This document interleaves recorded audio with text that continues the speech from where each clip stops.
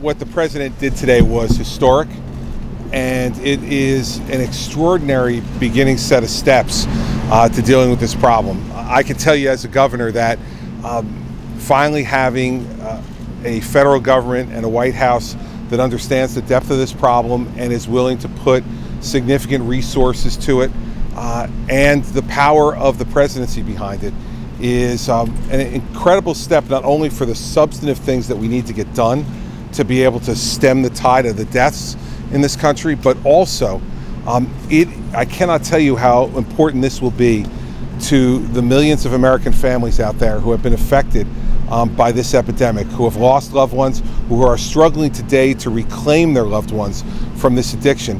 To know that the President of the United States cares about this, talked about it as personally as he did today with his own experience to these folks, this makes them know that he is one of them.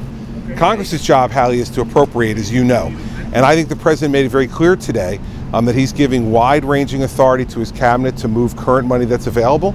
And by declaring it under the Public Health Safety Act, right, by doing the Public Health Safety Act, which is what our recommendation was, it's now going to be incumbent upon Congress to work with the administration to put money in the Public Health Emergency Fund to deal with this and give the flexibility to the administration they need to help the states deal with this problem. This is an enormous first step, and I think for members of Congress to say, where's the money? I read the Constitution. The money starts with them. And so they're going to have to show a commitment to this now, and show the same kind of commitment the President has shown to it. But it's much different. You heard the President of the United States up there today saying, we have no choice but to help the millions of addicted people in this country to recover.